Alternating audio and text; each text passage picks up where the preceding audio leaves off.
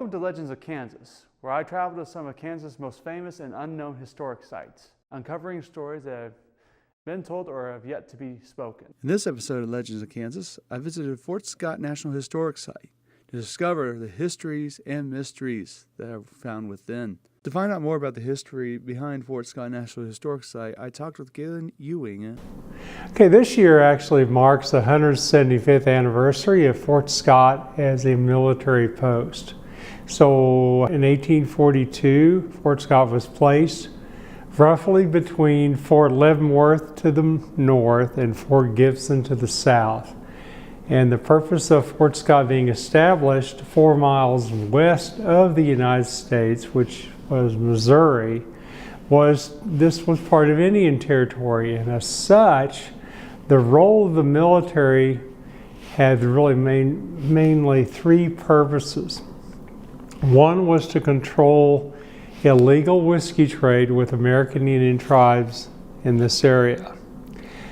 Another purpose of Fort Scott, well, the whole idea or concept behind Fort Scott and its establishment in 1842 was Indian removal. As such, there were many tribes that were moved to this area. Now, mostly the Cherokee are noted for Indian removal with the Trail of Tears, but actually within a 50-mile radius of Fort Scott, tribes such as the Potawatomi and the Shawnee and the Kickapoo to the north of Fort Scott, and to the south, the Cherokee, the Osage, the Seneca, the Peoria, and the Quapaw were examples of some of the tribes removed within this area. As such, giving up their traditional homelands, they had signed a treaty and they came out here. And the role of the soldiers was to make sure that the American Indians that were in this area remained at peace amongst themselves. So that was really the second purpose of Fort Scott, but also to make sure that their land was protected. Example is if anybody came over from Missouri or Arkansas into Indian land in this area, they were removed by soldiers of the United States from Fort Scott and moved back to the United States. So that was the main purpose and reason why Fort Scott was established. Fort Scott was involved with a lot of expeditions that in a way were countering the role of Fort Scott. For example, the fort itself was placed here in essence to stop migration, but the soldiers, the dragoons that were here, the horse soldiers of the United States Army in this area, would get involved with military expeditions along the Santa Fe Trail and the Oregon Trail. One of the biggest expeditions was in 1845 when soldiers from Fort Scott joined dragoons from Fort Gibson and also Fort Leavenworth, and as such these dragoons went on a 2,200-mile march in 99 days. So they're going roughly about 40 miles a day. And the purpose of the expedition in 1845 was a mapping expedition and to map the Oregon Trail and the Santa Fe Trail, and led eventually to, after the Mexican-American War in 1846 to 1848, led to the growing of the United States with the addition of California and other states and what territory which later became states such as Arizona, New Mexico, Colorado, and Nevada as examples. So the land, with all this land that was opened up after the Mexican-American War, there was a lot of push for migration. After learning as much as we could from Galen Ewing, we started our tour in the hospital building at Fort Scott National Historic Site. Accidental injuries, malarious fevers, diarrhea, and alcoholism were common health problems at Fort Scott. Men who worked in the surrounding low-lying areas were particularly susceptible to respiratory ailments. In the winter, pneumonia became a serious problem.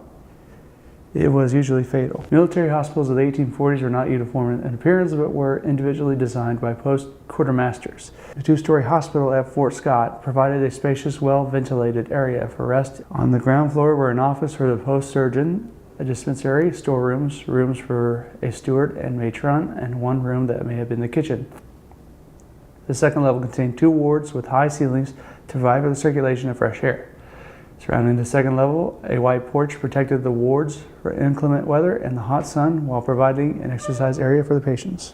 Soldiers admitted to the hospital were treated by the post surgeon. Although malinkers may have used a few days in the hospital as a reprieve from duty, the soldier who suffered a wound or required surgery was too much to be pitied. Many soldiers regarded confinement in an army hospital as a tantamount to certain death. This is the upper floor of the hospital here at Fort Scott National Historic Site, and this is where you would go if you were injured, had an ailment, were ill, or you risked death. My ancestor actually worked here as a doctor during the era in which the hospital was actually used. His name was Dr. John Lewis, and he helped treat patients as needed. What you see in front of you is the parade ground. During the Civil War, the ground in front of you witnessed both hope and despair. As a haven for refugees, Fort Scott offered respite from war, but conditions here were too often spawned tragedy. The war transformed the Fort Scott area into a refugee center, harboring a broad mix of Indians, slaves, free blacks, and white settlers. Most were women, children, and elderly men. 3 buildings from the former fort served as hospitals for both soldiers and civilians. This was the pro-slavery and Western Hotel. After the Army sold Fort Scott in 1855, the infantry barracks became the pro-slavery Western Hotel. The building across the parade ground directly behind you became the anti-slavery Free State Hotel. The 2 hotels symbolized the strife over slavery that divided Kansas in the late 1850s and era known as Bleeding Kansas. Violence visited Fort Scott often during Bleeding Kansas, and the Western Hotel played a role in several incidents over whether Kansas would be slave or free. And this right in front of you is the Western Hotel. And directly behind me, right there, would be the Free State Hotel. With the Civil War over, the country experienced tremendous growth with prosperity for many. New industries flourished in the cities, and the western lands filled with homesteaders and other farmers. The railroads expanded rapidly, linking the new settlements with older eastern cities, thus making the city a truly united group of states. In December of 1869, the first railroad reached Fort Scott from Kansas City, and later connecting lines in other directions, the town soon became a busy railroad center. This is the outside of the Fort Scott stables. These are the stables for Fort Scott. In his office, all the company reports, records, duty roster, rolls, and work details were prepared, posted, and maintained. A first sergeant and clerk assisted the officers in the daily administration of the company. One room in each barracks at Fort Scott served as a company laundry. Laundresses lived here and washed the uniforms of the soldiers. Each company was allowed to employ 4 women as laundresses.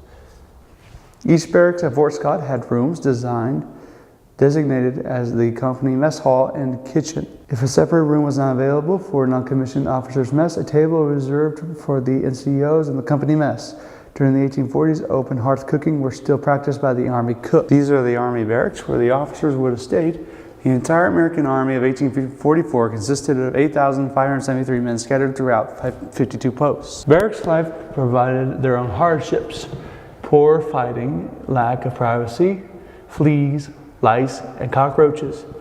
Candles were strictly rationed, so lamps were made to burn kitchen grease, producing a city-smelling light. Mattresses were stuffed within prairie hay. A rolled-up overcoat became a pillow. To conserve space, the men shared bunks, which also provided added warmth in winter. Up ahead are known as the officers' row. Separate quarters for officers and enlisted men kept in two classes apart. Rank also dictated that the elegant homes of officers were the best location on the parade ground. To further cement the caste system, the walkway in front of the officers' row was off limits to enlisted men and post laundresses. They used a separate walkway from the barracks to the well. As touched on before, ahead of you is the Free State Hotel. At daybreak, December 16, 1858, about 100 heavily armed Free Staters invaded Fort Scott to liberate a companion jailed in the Free State Hotel. They corralled hostages in front of the hotel. Shots erupted. A bullet pierced John Little's skull as he peered from the window above the door of his father's store. These are the officers' quarters, starting with the downstairs. This would be where you would welcome guests. There's a card table right there. This would be the officers' dining room, where they often would serve meals to fellow officers or guests of the family. This would be the well where the laundresses did the officers' clothing and washed them. Before you see the bakehouse where they would make all the bread and such. This is the inside of the bakehouse here at the Fort Scott. There's the oven where they put the bread in. And this would be the proof rack where they put the bread to rise. All soldiers took their turn in baking bread. One baker was expected to turn out 200 loaves per baking, enough to supply 2 company posts for 2 days. The baker's duties included heating the ovens, making yeast, mixing, kneading, and shaping the dough, proofing and baking the loaves, and cleaning the premises. These longwood sticks were called peels. This is how you would put the bread in the oven and take the bread out of the oven. And they're extra long so you wouldn't burn yourself from that hot, blistering heat that would come from the oven. The quartermaster was the officer responsible for a multitude of functions and needing to run a military post, including supply, subsistence, construction, and repair. Most of his operation took place here, in the area called the Quartermaster Complex. This complex contained a storehouse, bakery, ice house, corrals, scale house, storage yards, and a large rectangular quadrangle consisting of workshops and warehouses. Of the complex original structures, only the quartermaster's storehouse, bakehouse, and one stone building survive. In front of you is known as the powder house, where they would keep all the ammunitions and weapons and guns and powder, as well as cannonballs. This is the guardhouse here at Fort Scott. This is where you would go if you disobeyed an order or you decided that desertion was good. This would be where the guard slept and stayed as he attended needs around the guardhouse. He was a rare soldier who was not at some time punished for some infraction of the rules. Punishment for minor offenses included reduction in rank, stoppage of pay, or confinement in the guardhouse. Punishment for more severe crimes ranged from mounting a wooden horse known as a sawbuck, carrying a log, standing on a barrel, carrying a ball of chain, flogging, to solitary confinement. And back here are these cells where they would keep the people who broke the rules. Have bars to make sure you stay in. And this is what a cell would consist of: a very small window, a very interesting wooden roof, and here would be the view if you were actually in this cell right now. This concludes our episode of Legends of Kansas. See you next time.